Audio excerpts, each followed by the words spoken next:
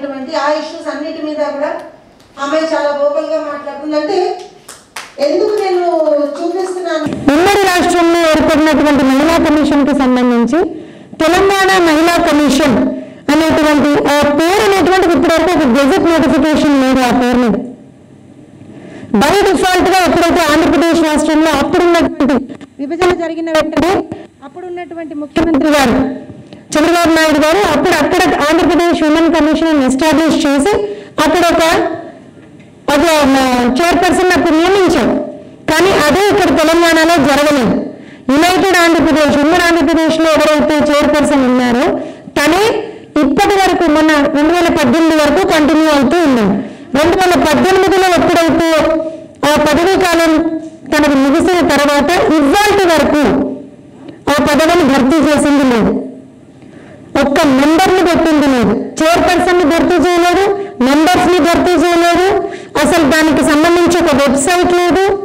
అంటే మొత్తంగా మహిళలకు సంబంధించినటువంటి ఒక అత్యున్నత ప్లాట్ఫామ్ అది, ఒక స్టాచ్యుటరీ బాడీ అంటాం మనం, దానికి సంబంధించినటువంటిగా ఏ ఒక్క స్టెప్ కూడా ఈ ప్రభుత్వం తీసుకున్నట్టుగా మనకు కనిపించట్లేదు.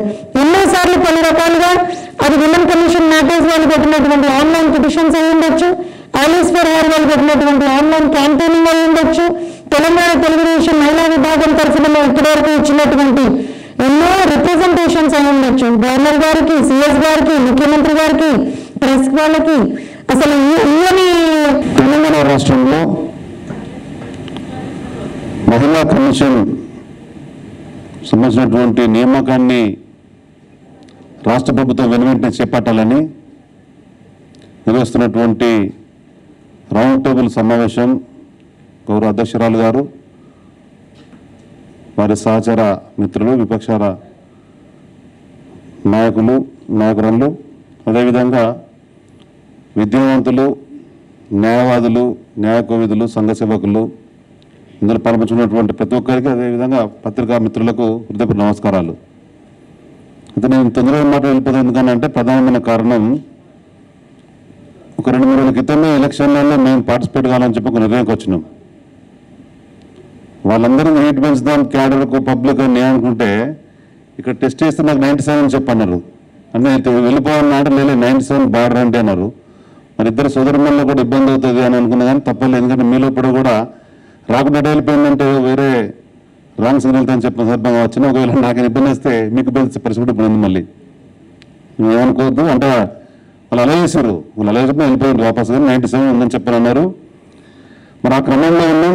ఇక వచ్చిన తర్వాత కానీ ఈ మధ్య జరుగుతున్న పరిణామాలు కానీ, చూస్తున్న కార్యక్రమాలు కానీ, రాష్ట్ర ప్రభుత్వ పనితీరు కానీ అందరూ గమనిస్తూనే ఉన్నాం.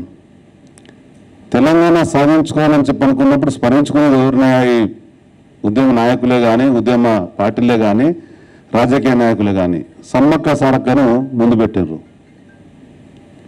సమ్మక్క సారక్క పోరాట పటిమతో మనం ముందుకెళ్దామని చెప్పినటువంటి ఆడబిడ్డల పేరు చెప్పి ప్రతి సమావేశంలో శాఖ ఎల్లమ్మ పేరు చెప్పిండ్రు. పెత్తందారులు వ్యతిరేకంగా పోరాటం చేసినటువంటి శాఖల ఎల్లమ్మకు మనం ఆదర్శంగా తీసుకోవాలని చెప్పని, ఏ కార్యక్రమం ఉన్నా కానీ అక్కడ బోనాలు, ఆ విధమైనటువంటి బతుకమ్మ కార్యక్రమాలతో ప్రతి కార్యక్రమాన్ని శ్రీకారం చుట్టిండ్రు. తీరా అందరూ కలిసి కష్టపడి సంపాదించుకున్నటువంటి తెలంగాణ రాష్ట్రంలో తీరని అన్యాయం ఓటు తిరుగుతుంది అని చెప్పంటే మహిళా లోకానికి వచ్చి స్పష్టంగా చెప్పవచ్చు మనందరం. అందులో ఎవరికి సందేహం లేదు. ఇవాళ మాట్లాడేటువంటి సౌరమల్లిలో అన్ని విషయాలతో పాటు సమగ్రంగా కూడా ఈ తయారై ఉంది. దీనికి అనుగుణంగా మీరు మాట్లాడేవన్నీ కూడా వీటిని క్రోడీకరించాలని చెప్పని, ఒకవేళ ఆరోగ్యం మంచిగా ఉంటే ఈ 2-3 రోజులు మళ్ళీ బయటపడితే ఇబ్బంది లేకపోతే మీరు వివిధ రాజకీయ పక్షాలు ఉండేటువంటి అన్ని దిశను పిలవండి.